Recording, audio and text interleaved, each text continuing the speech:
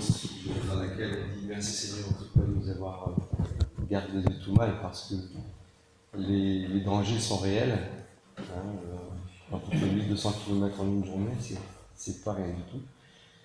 Et voilà, donc vraiment on rend grâce au Seigneur. Comme je disais avant de partir en vacances, de prier les uns pour les autres, pour ceux qui prennent la route. C'était vraiment une réflexion importante, parce que la Bible dit prier les uns pour les autres. Donc les uns les autres, les uns pour les autres. Puisqu'on a aussi notre ennemi numéro un qui cherche aussi à nous détruire.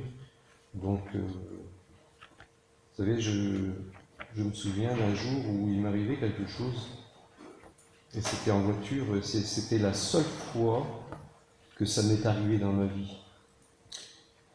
Et je n'avais pas prévu de parler de ça ce matin, mais en parlant de voyage, ça me revient à l'esprit. C'était une époque où on avait fait l'évangélisation avec sur l'Arche de Noé. Je ne sais pas si vous vous rappelez. Et puis, dans ces jours-là, un soir, je prends la route pour aller, je crois, à un magasin dans la Sienne.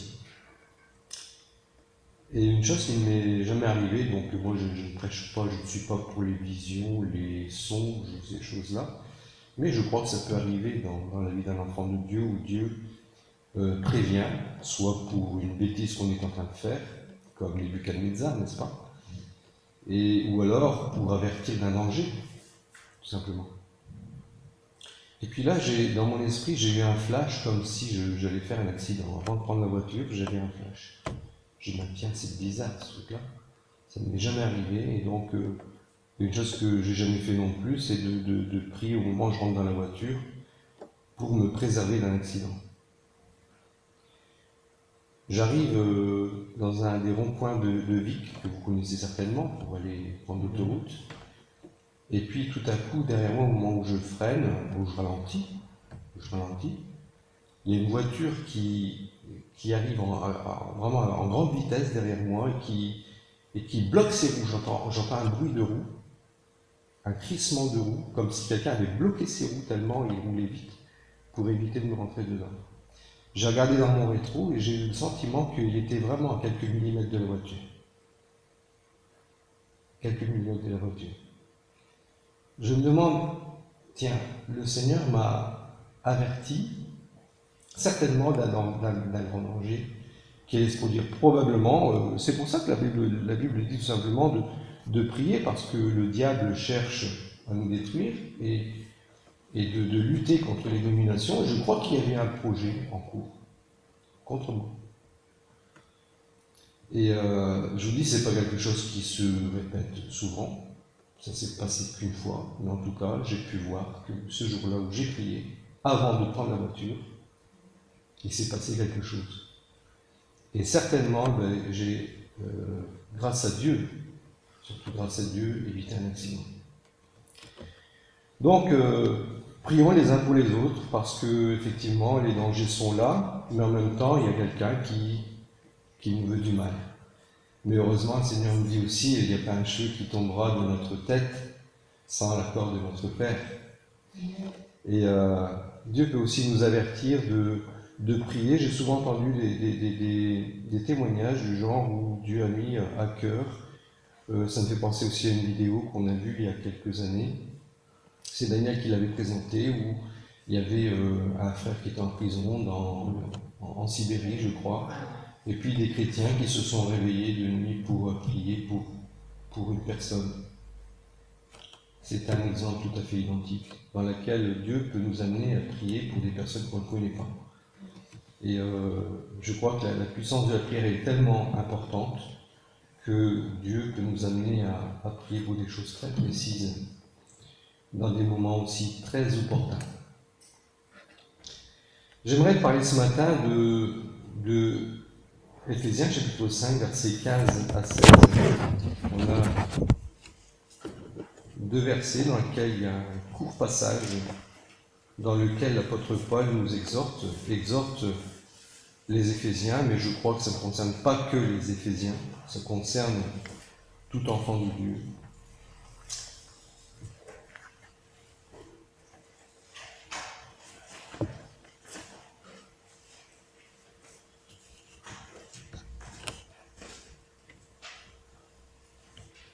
chapitre 5, dans versets 15 à 16.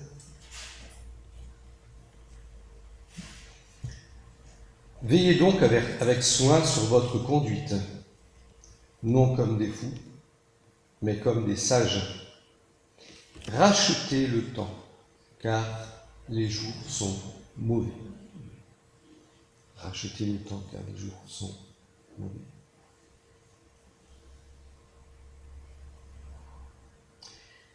Cette exhortation de l'apôtre Paul aux Éphésiens pour leur rappeler que le temps de notre vie est court. Et c'est vrai que, comme le dit le psaume, et c'est repris aussi par l'apôtre Pierre, notre vie est comme un souffle. Et comme un souffle, le vent passe, ou une fleur, n'est-ce pas, qui est très belle sur le moment, et puis tout à coup le vent passe, un vent sec, la fleur fane, se dessèche et meurt. Le temps de la vie est bien plus court qu'on ne le pense par rapport à l'éternité. C'est rien du tout quand on y pense. Et pourtant, dans ce peu de temps qu'on a pour vivre durant cette terre, eh bien, on est appelé à vivre d'une certaine manière, à veiller, comme dit l'apôtre ici, sur notre conduite. Et racheter le temps. Qu'est-ce qu'il veut dire là par racheter le temps? Parce que les jours sont mauvais. Les jours, le siècle présent, le monde actuel, la pression que donne ce monde actuel sur notre vie, sur la vie même des chrétiens, des enfants de Dieu. Pas seulement sur le monde, parce que c'est vrai que l'esprit du monde est là, il agit, mais tous ceux qui ne sont pas au Seigneur, eh bien, seront de toute façon influencés, puisque c'est l'attitude de la chair qui régit le monde. Mais même les enfants de Dieu peuvent parfois aussi tomber dans ce piège et perdre leur temps. Il y a une vingtaine d'années, dans une formation pour responsables, on parlait de ce qu'on appelle les chronophages. Vous savez ce que c'est des chronophages? C'est comme des shadocks, je ne sais pas si vous avez connu à l'époque, qui vous bouffent le temps. Ce sont des choses qui font partie du monde, qui font partie des plaisirs du monde, qui sont probablement des passions de notre vie. C'est l'amour de quelque chose qui nous prend du temps pour rien du tout, qui nous brûle notre temps. Or, dans ce temps, on peut faire des choses qui ont une valeur éternelle. C'est-à-dire que le peu de temps qu'on a sur Terre, on peut faire des choses qui dureront toujours. Comme quand vous faites une maison sur Terre, elle va durer le temps que vous vivez. Parce qu'après, vous n'en bénéficiez plus. Vous faites construire une belle maison, un château, vous faites beaucoup de sacrifices pour construire ce château, et puis voilà, vous n'avez plus que 10 ans à vivre, ou 5 ans, ou peut-être 2 ans parce que vous avez le cancer, donc vous n'en profitez plus. Mais tout ce que vous faites pour le Seigneur, c'est quelque chose qui va durer éternellement. Une valeur éternelle. C'est pas comme ce qu'on met à la banque. C'est une banque éternelle. Et racheter le temps a vraiment ce sens de veiller sur notre conduite pour faire attention à tout ce qui dans notre vie peut empêcher, avant tout, de connaître le Seigneur. Avant tout, de connaître le Seigneur. Parce que plus on connaît le Seigneur, plus on sait ce qu'il veut. Vous êtes d'accord avec moi? Et plus on sait ce qu'il veut, et plus on fera moins d'erreurs. Nous verrons dans les grandes lignes ce matin le pourquoi et le comment racheter le temps. Dans les grandes lignes parce que c'est un sujet trop vaste, trop important, en quantité de choses à dire. On a la première, donc le premier point, le pourquoi racheter le temps. Je viens d'abord de donner une petite idée là sur l'éternité, sur les valeurs éternelles. Mais racheter le temps pour chercher l'éternel, pour bien agir. On a un exemple dans l'Ancien Testament avec Roboam. Je me souviens que André avait parlé de Roboam il y a quelques mois. Roboam qui est le fils de Salomon, qui avait hérité du trône de Salomon. Roboam, est-ce qu'il a été sage? Est-ce que vous vous souvenez de ça? Je pense peut-être pas, mais en tout cas ceux qui lisent la Bible, en tout cas devraient le savoir. C'est donc le fils qui a permis d'une certaine manière le schisme, la division d'Israël. Israël, il y avait un seul roi.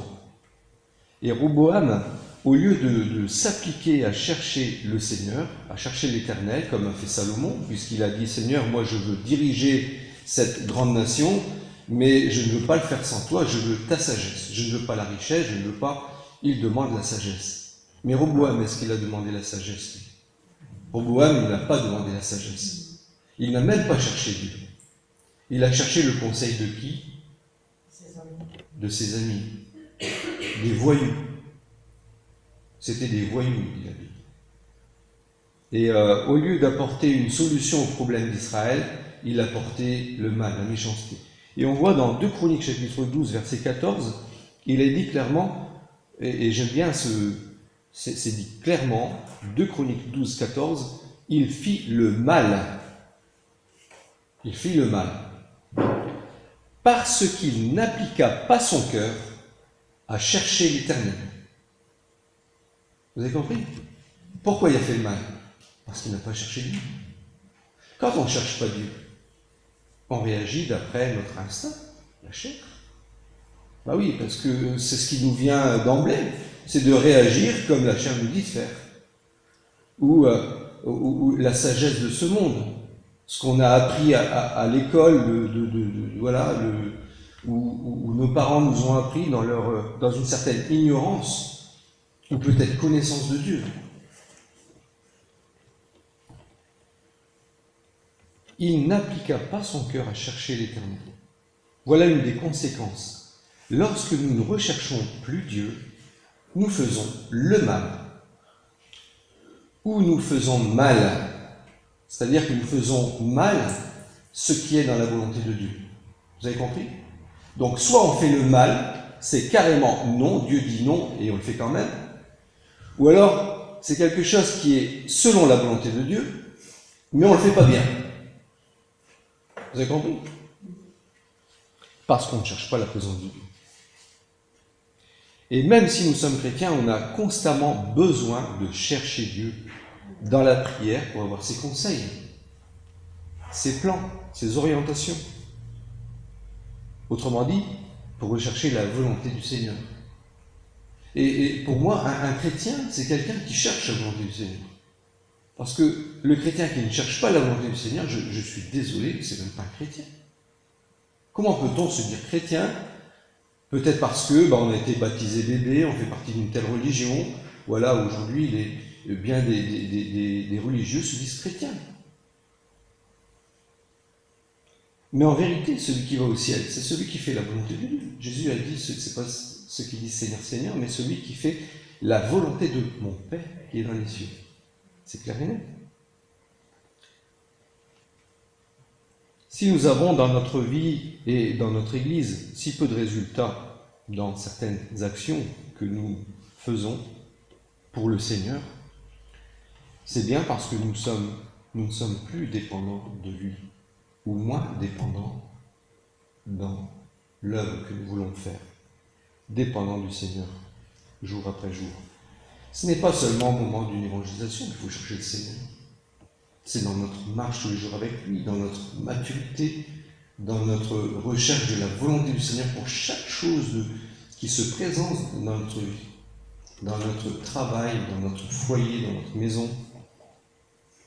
Et au travers de cette maturité, on sera des témoins, rendus capables de témoigner, rendus capables de parler efficacement parce qu'ils vivent quelque chose avec Dieu. On ressemble davantage à des Marthes, toujours dépassés par le travail qui semble toujours insuffisant. Rappelez-vous de Marthe, Ruben qui avait parlé de Marthe et Marie, vous vous rappelez de ça, il y a quelques mois ici. C'est des histoires, des anecdotes qui marquent notre esprit, parce qu'ils nous amènent à des réalités spirituelles. Celle-ci, par exemple, Marthe, elle était en train de servir le Seigneur, pourtant. Donc, comme je disais tout à l'heure, on fait soit mal ou on fait mal, même des bonnes choses. Elle servait le Seigneur, donc c'est bien. Mais elle le faisait mal, parce qu'il y avait une priorité. Et la priorité, c'était quoi? D'être comme Marie, au pied de Jésus, à écouter le Seigneur. La priorité, c'est d'écouter Dieu. C'est pas de foncer servir le Seigneur. C'est d'abord écouter Dieu.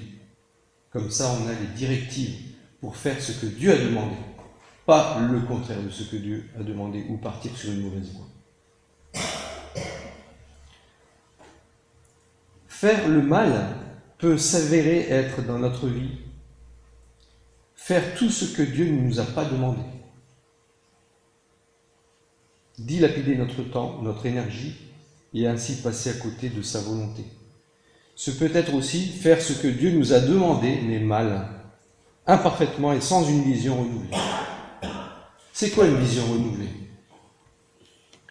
C'est un objectif, c'est une pensée qui vient de Dieu. C'est des choses que Dieu nous met à cœur dans le service, dans notre ministère.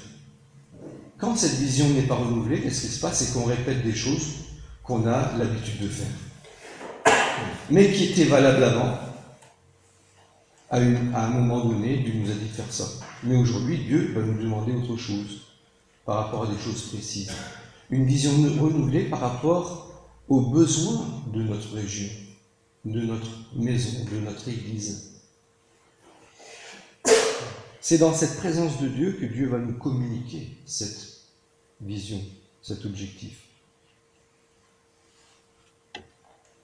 Et puis, quand Dieu n'est plus notre source d'inspiration, qu'est-ce qui se passe? Quelqu'un va le faire. Le monde, le diable, va le faire. Il va nous inspirer, il va nous donner des idées. Ah, si tu fais ça, tu vas bien être heureux. Comment peut-on racheter le temps? L'exemple modèle, la manière de faire de Jésus. Lui, Jésus, il était parfait, il est parfait. Il nous apprend à chaque instant, avec son Père, une étroite communication. Dans l'Évangile, on voit que Jésus était toujours dépendant de son Père.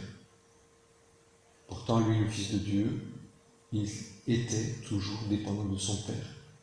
Et de tout ce qu'il faisait rien sans l'accord de son Père. Il y a plusieurs versets qui sont intéressants de noter. Et on va prendre quelques instants pour justement les considérer. Dans Jean chapitre 8, verset 29, il dit ceci: « Celui qui m'a envoyé est avec moi. » Qui est celui qui m'a envoyé? C'est le Père. Puisque Jésus, bien entendu, il est venu sur terre pour une raison bien précise, on le sait tous, sinon on ne serait pas là. Il est venu pour mourir pour nos péchés, c'était la volonté du Père. Jésus s'est soumis à la volonté du Père. Si Jésus, à l'instant, avait hésité, aujourd'hui on ne serait pas là. On ne serait pas en train de prendre la Sainte Seine, en train de nous rappeler le pourquoi on est sauvé. Celui qui m'a envoyé est avec moi. Il ne m'a pas laissé seul, parce que je fais toujours ce qui lui est agréable. Je fais toujours ce qui lui est agréable. Puissions-nous dire ça. Moi, je n'oserais pas dire que je fais toujours ce qui lui est agréable. Parce que bien souvent, je fais des erreurs.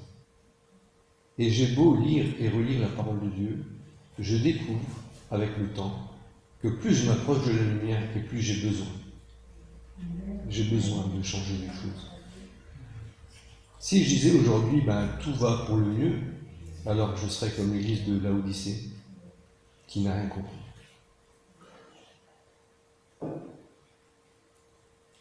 Ça me fait penser qu'un jour, et d'ailleurs André était présent, il y a un frère qui disait ça va? Et on répond toujours ça va. Quand on vous demande si ça va, ça va. Et puis il a fait un petit message, et puis ce frère a mis en évidence le fait que quand on dit que ça va et puis qu'en fait ça va pas, on ment. Ouais, c'est bon. Seulement, il y a un souci quand même, c'est que si on dit que ça va pas, il faut donner des explications. Et je crois que dans la vie de tout chrétien, il y a des choses qui ne vont pas. Et la vérité, c'est que de toute façon, c'est pas forcément un homme qui va pouvoir résoudre votre situation, et vous n'allez pas forcément non plus pouvoir expliquer tout sur 30 secondes. Vous êtes d'accord avec moi, on en avait discuté aussi. Et je crois que quelquefois, un ça va peut simplement vouloir dire, en ce qui me concerne, quand je dis que ça va et je sais que j'ai aussi des préoccupations, ça peut aussi vouloir dire tout simplement que je me confie dans la grâce du Seigneur. Et donc, dans la grâce du Seigneur, quelle que soit ma situation, même si j'étais en prison comme l'apôtre Paul ou Philippiens, je dirais ça va. Vous avez compris? Parce qu'on vit avec la grâce de Dieu. Et donc ça va toujours. Tant que la grâce elle est là, ça va. Si la grâce elle nous était retirée, alors là ça ne va plus. Vous avez compris ce que je veux dire? Et je pense qu'il y a des situations où l'homme ne peut pas répondre à l'exigence d'un ça va pas. Parce que le ça va pas, il n'y a que Dieu qui peut vraiment y répondre. C'est pas même un pasteur qui peut répondre à tout. Un pasteur, un berger, un ancien, on peut l'appeler comme on veut, peut donner des conseils, bien entendu, peut donner des directives par rapport à ce que nous donne la parole de Dieu, mais le véritable berger, c'est le Seigneur. Ça ne sera jamais un homme.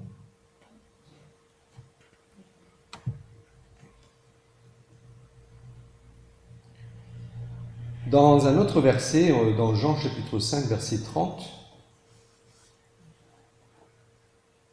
Jésus dit encore « Je ne puis rien faire de moi-même. Selon ce que j'entends, je juge, et mon jugement est juste parce que je ne cherche pas ma volonté, mais la volonté de celui qui m'a envoyé. » Tout à l'heure, on a vu que Jésus a parlé « Je fais toujours ce qui est agréable ». Donc, on retrouve ici la soumission. Mais on retrouve aussi, dans ce verset 30 du chapitre 5, « Je ne puis rien faire de moi-même. » Jésus, eh bien, il s'humilie tout simplement devant le Père. Voilà, je ne peux rien faire, je ne veux rien faire de moi-même. Je veux faire que ce que Dieu me demande de faire. Donc je décide de m'humilier pour faire la volonté du Père. Jean chapitre 12, verset 49. J'aimerais aussi rappeler que l'humilité, ce n'est pas un fruit de l'esprit. Vous l'avez déjà lu dans Galates chapitre 5, verset 22, que les fruits de l'esprit, on n'a pas l'humilité. L'humilité, c'est une décision personnelle. Je décide de me rabaisser, de m'humilier. C'est une décision personnelle. Les fruits de l'esprit, quand vous décidez de faire la volonté de Dieu, vous allez vivre les fruits de l'esprit. Mais s'humilier, bien sûr, le Saint-Esprit peut nous aider aussi à nous humilier. Mais c'est surtout une décision personnelle. Jean chapitre 12, verset 49. « Car je n'ai point parlé de moi-même, mais le Père qui m'a envoyé m'a prescrit lui-même ce que je dois dire et annoncer. » Encore une fois, la soumission du Fils au Père. Jean chapitre 12, verset 50, le verset suivant. « Et je sais que son commandement, c'est la vie éternelle. » Le commandement du Père, c'est la vie éternelle. C'est pourquoi les choses que je les dis comme le Père me les a dites, et pas différemment. On voit ici vraiment un exemple parfait de toute l'action de Jésus. Et Dieu sait, quand on lit les évangiles, d'ailleurs l'apôtre Jean lui-même a dit que si on devait écrire tout ce que Jésus a fait, eh bien, il n'y aurait pas assez de livres dans le monde. Tellement, tellement, tellement Jésus a fait de choses. Et en tout cas, dans toutes ces choses, il n'y en a pas une seule qui était en dehors de la volonté du Père. C'est ça qui est extraordinaire. Si nous voulons être agréables à Dieu, nous, on parle de nous, agréables à Dieu et tranchants dans notre œuvre, dans notre ministère, comme des instruments qui fonctionnent entre ses mains, pendant le temps qu'il nous reste à vivre, nous devons, par son esprit, appliquer nos cœurs à chercher sa face, rechercher l'Éternel. Nous attendre chaque jour à cette nourriture qui est sa volonté. C'est une nourriture de faire la volonté de Dieu. Je veux connaître cette volonté, je veux me nourrir de cette parole de Dieu pour me faire connaître la volonté de Dieu. C'est une décision personnelle. C'est pas quelqu'un qui va venir, voilà, je viens avec un vase, faire lui, remplir mon vase d'huile. N'est-ce pas? Rappelez-vous les 10 vierges. Hein? Non, elle devait aller en chercher elle-même. Il y en a 5 sur les 10 qui se sont endormis. Les autres allaient en chercher. Et celles qui dormaient ne pouvaient pas aller en chercher parce qu'elles dormaient. Elles ne veillaient pas. Veillaient pas sur leur conduite pour aller chercher la face du Seigneur, pour rechercher la présence de Dieu. Et que s'est-il passé?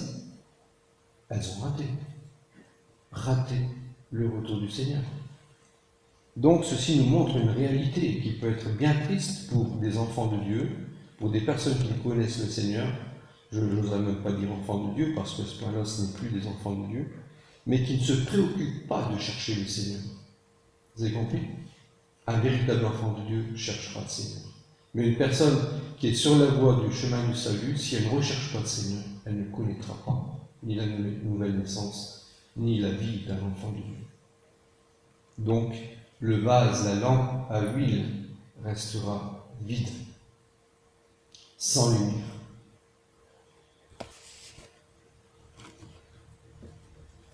Le mal disparaîtra pour faire place à de bonnes choses. Quand on recherche la présence de Dieu, le mal disparaît. C'est les bonnes choses qui apparaissent. On a dans l'Ancien Testament un autre roi, tout comme Roboam, mais bien longtemps après, et c'était Josaphat. Josaphat qui est aussi dans la lignée de Roboam, qui est un enfant qui est dans la descendance du roi David, donc un roi de Juda. Et l'erreur de Josaphat, c'est qu'il a fait alliance avec Achab. Ça vous dit peut-être quelque chose?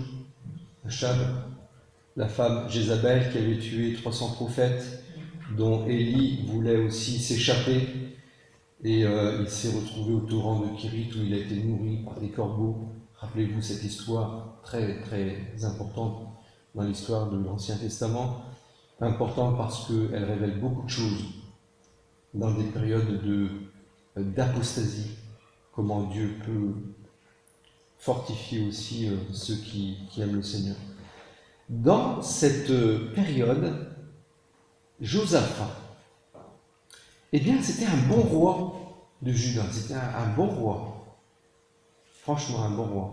Il a fait de bonnes choses. Mais il a fait aussi des mauvaises choses. Et ce qui est bien dans la Bible, c'est que la Bible dit la vérité. C'est un bon, mais il a fait ceci. Et ce Josaphat, 2 Chroniques, verset 19, verset 3, eh bien, j'aimerais juste dire ce qu'il a fait. Il a fait alliance avec Achab. Achab, c'est le roi d'Israël. Donc Israël divisé avec Juda. Après Roboam, il y avait le schisme, la division. Et il y avait un roi en Israël et un roi en Juda, à Jérusalem. Josaphat, il est à Jérusalem. Achab, il est à Samarie, donc la partie nord d'Israël. La femme étrangère, elle adore Astarté, Baal, elle tue les prophètes. Ce roi qui est très méchant, rappelez-vous aussi de la vigne de Naboth, il a même fait mourir un homme pour récupérer sa vigne. Hein? Donc un très méchant roi. Et Josaphat s'unit avec lui pour faire une guerre contre les Syriens, je crois. Dans cette guerre, le prophète dit que Achab va mourir et son sang sera léché par les chiens. Mais dans cette guerre, il y a aussi Josaphat. Est-ce que Josaphat va mourir? Eh bien, Dieu va le préserver. Dieu va empêcher à Josaphat d'être tué. Vous savez pourquoi? Et c'est à cause de ce verset-là. Parce qu'il s'est trouvé de bonnes choses en toi, car tu as fait disparaître du pays les idoles et tu as appliqué ton cœur à chercher Dieu. En fait, Josaphat, c'était quand même un homme qui avait fait beaucoup de bonnes choses. Il avait fait des réformes pour revenir à Dieu, chercher Dieu. À chaque fois qu'il se passait quelque chose, il demandait quelle est la volonté de Dieu. Sauf dans le cas où il est parti en guerre avec Achab. Il n'a pas demandé à Dieu, parce que sinon il ne serait pas parti en guerre avec Achab contre les Syriens. Donc c'est intéressant de voir dans ce verset, mais il s'est trouvé de bonnes choses en toi, car tu as fait disparaître du pays les idoles, et tu as appliqué ton cœur à chercher Dieu. Vous avez compris?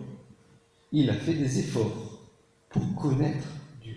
Seigneur, qu'est-ce que tu penses? Comment est-ce que je dois régner? Comment est-ce que je dois diriger ce pays? Il y a plein d'idoles, qu'est-ce que je dois faire? Vous voyez? Et donc Dieu l'a dirigé. Maintenant, après avoir vu racheter le temps, pourquoi? Pour chercher l'Éternel pour bien agir, pour le comment, on a vu l'importance de se soumettre à la volonté de Dieu, pour ne pas perdre notre temps. Et ensuite, et enfin, avez-vous une bonne volonté? Parce que ça, c'est pas Dieu qui va le faire. Dieu ne vous oblige pas à avoir une bonne volonté. Dieu nous donne des conseils, mais la volonté nous appartient. On n'est pas des robots, ok? On ne sera jamais des robots. Et même quand le Saint-Esprit nous dirige, on n'est pas encore des robots. Parce que le Saint-Esprit dirige quelqu'un qui est sur le chemin de la volonté de Dieu. Vous avez compris? Donc le Saint-Esprit, c'est un petit peu comme un moteur ou un vent qui souffle dans les voiles de celui qui est dans la bonne direction. Tu es dans la bonne direction, je vais t'aider. Parce que tu es dans la volonté de Dieu. Et le Saint-Esprit, il agit comme ça. Mais quand on marche dans l'inverse, le Saint-Esprit n'est pas là.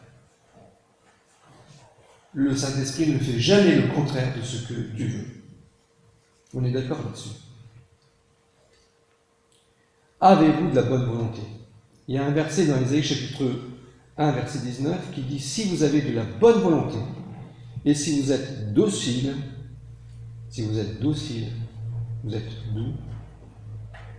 soumis à la volonté de Dieu, vous mangerez les meilleures productions du pays. » En somme, c'est un peu comme Jésus disait dans Matthieu, dans le chapitre 7, je crois, quand il dit « Cherchez d'abord le royaume des cieux, et toutes choses vous seront données par surcroît, c'est-à-dire même plus que ce que vous avez besoin. » Mais d'abord, cherchez le royaume de Dieu. Et dans le royaume de Dieu, il y a un roi. C'est pas moi. Il n'y en a qu'un roi. C'est le Seigneur. Ok? Quand on suit le roi, j'aime bien ce chant justement que Lima a appelé tout à l'heure, il est roi. C'est vraiment beau de pouvoir glorifier le roi. C'est Jésus. Quand on suit le roi, eh bien, on est sur le bon chemin. Et on va pouvoir vivre des bénédictions. Manger les meilleures productions du pays. Parce que c'est Dieu qui arrose le pays. C'est Dieu qui fait surgir les bonnes choses. Et c'est pareil dans notre vie spirituelle. Mais avons-nous de la bonne volonté pour apprendre, pour obéir? On a quelquefois une volonté de lion, une force de lion pour des choses qui n'ont pas beaucoup de valeur. Reconnaissons-le. On fait des efforts pour des choses qui n'ont pas beaucoup de valeur. Vous savez, même pour notre carrière, je crois que c'est bien d'étudier, c'est bien de faire des choses, de se préoccuper de notre avenir, mais ce n'est pas l'essentiel. Je le sais parce que j'ai étudié 7 ans pour avoir un bon métier. Mais je tiens à dire que ce n'était pas l'essentiel de ma vie. Parce que ma carrière, je n'aime pas au ciel. Au ciel, on emmène un caractère. Notre maturité, ce qu'on a appris sur terre, notre maturité, c'est ce qu'on emmène au ciel. Avons-nous de la bonne volonté pour apprendre, pour obéir, pour changer d'attitude, pour faire demi-tour, pour nous repentir, pour nous mettre à l'œuvre? Avons-nous du moins de la bonne volonté pour accepter que Dieu crée en nous le bon vouloir? Parce que Dieu crée en nous le bon vouloir. Mais autant que ça dépend de nous de dire Seigneur, d'ailleurs David, le psalmiste, l'a fait. Mets en moi un cœur bien disposé. Incline mon cœur. Voilà, je le demande à Dieu. Parce que j'ai un cœur dur, j'ai un cœur de pierre. Seigneur, je te prie de m'aider à être plus sensible à ta voix. Dieu, là, va le faire. Parce qu'on lui a demandé. Encore une fois, c'est parce qu'on a décidé que ce soit lui qui le fasse dans notre vie. C'est nous qui l'avons demandé. Vous avez compris? À chaque fois, ça vient de notre décision. Et Dieu va nous aider.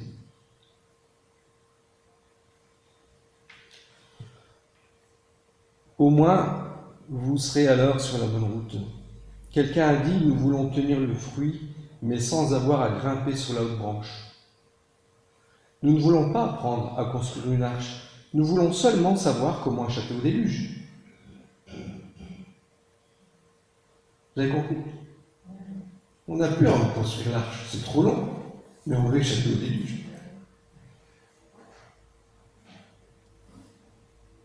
Rien ne changera dans notre vie tant que nous ne chercherons pas tous les moyens à trouver un chemin d'évasion au lieu de chercher une solution. L'évasion, c'est le moyen de sortir de la difficulté. La solution, c'est le moyen de surmonter la difficulté. Et Dieu nous propose une solution, pas une évasion. Il y a des fois où Dieu demandera de fuir. Par exemple, aux jeunes, fuis les passions de la jeunesse.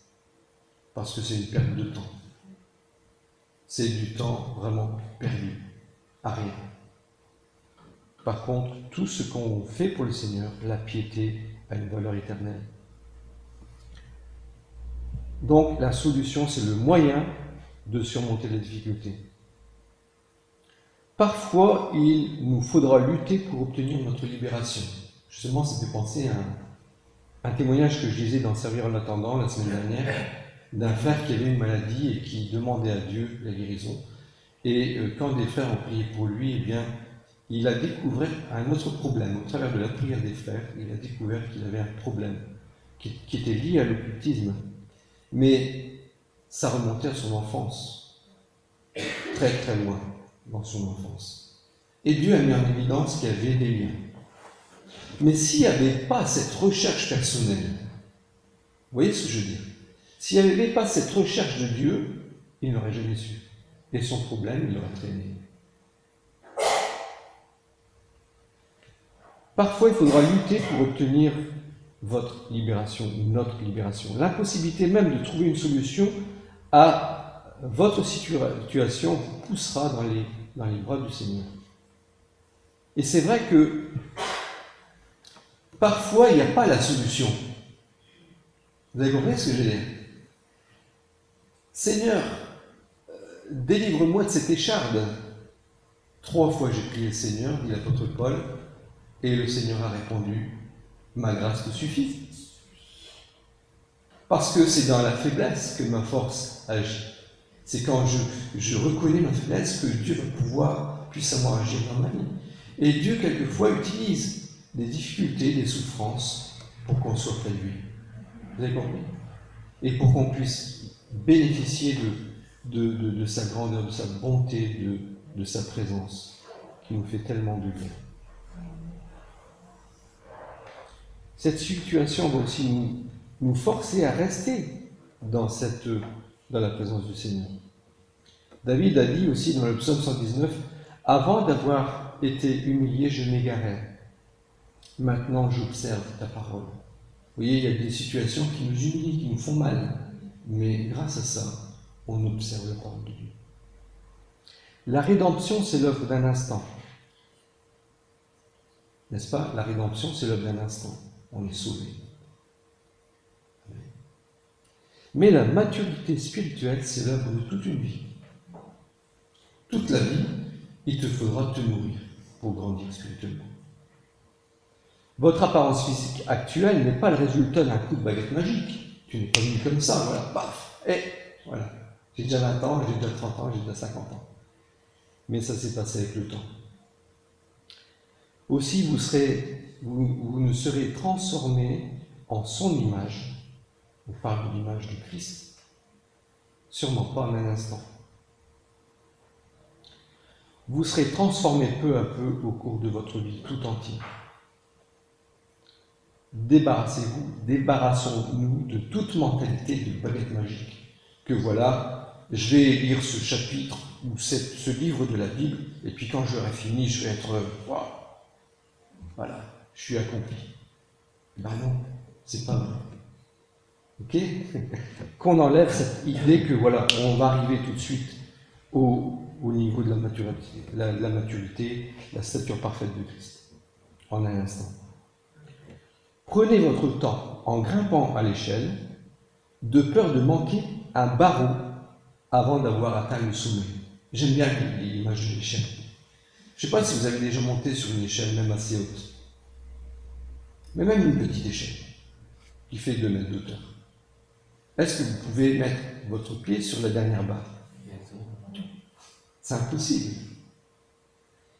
Vous avez besoin de tous les liens qui amènent à la dernière barre, les échelons. Mais ce sont des liens, parce qu'il vous permet de vous relier à l'autre, et à l'autre, et à l'autre. Et c'est comme ça qu'après, quand on est en haut, waouh, c'est magnifique d'ici.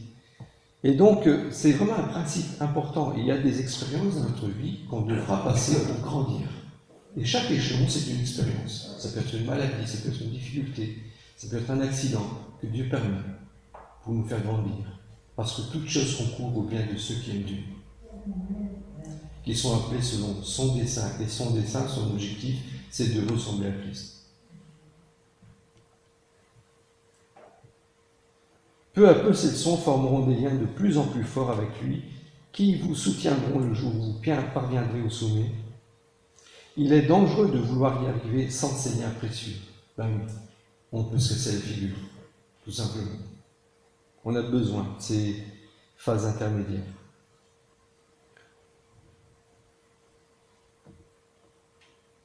Prions Dieu aujourd'hui de lui demander qu'il nous donne un cœur plein de bonne volonté, puisqu'on parle de la volonté, demandons au Seigneur. Si je n'ai pas assez de volonté, Seigneur, donne-moi une bonne volonté, parce que je vois que je suis paresseux, je suis vraiment insensible dans certaines situations. En conclusion, j'aimerais terminer avec ce passage d'Ésaïe 55, versets 6 à 9, un beau verset qui résume notre thème de ce matin, de racheter le temps. La méthode pour racheter le temps, cherchez l'Éternel pendant qu'il se trouve. Invoquez-le pendant qu'il est prêt. Dieu est plus proche de nous qu'on le pense. On a quelquefois l'impression qu'il est loin, mais il n'est pas loin. Il est très proche. La suite, que le méchant laisse sa voix et l'homme injuste ses pensées, et qu'il retourne à l'Éternel et il aura pitié de lui, à notre Dieu, car il pardonne abondamment. Donc, il pardonne abondamment, car mes pensées ne sont pas vos pensées, et mes voix ne sont pas vos voix. 4 choses importantes dans ces versets. L'Éternel, donc il faut le chercher parce qu'il se trouve. On peut le trouver. Il est prêt. Il est prêt. on manque de sagesse, on peut la lui demander. Seigneur, donne-moi sagesse dans cette situation. J'ai un problème. J'ai péché. J'ai besoin de ton pardon. Pour aller de l'avant. Je ne peux pas m'aventurer dans la volonté de Dieu en traînant des boulets derrière. Parce que le refus de se repentir dans certaines situations, c'est comme si on traîne des chaînes et des boulets. On n'avance pas. Et on peut passer des années comme ça, à tourner en rond, parce qu'on ne peut pas avancer à cause du péché qu'on ne veut pas abandonner. Il pardonne, mais il pardonne qui se repent. N'oublions pas, il ne faut pas oublier ça. Dieu ne pardonne pas comme ça les péchés sans repentance. C'est pas vrai. Il pardonne abondamment celui qui se repent. Et il révèle sa pensée. Ça, c'est extraordinaire. Pensez que Dieu va nous révéler, il va peut-être nous faire trouver dans la Bible un verset qu'on a besoin de lire. Ou peut-être dans le prochain message de mercredi ou du dimanche prochain, il va utiliser quelqu'un pour nous dire ce qu'on a besoin d'entendre. Vous avez compris? Il nous révèle sa pensée. Amen. Que le Seigneur soit béni.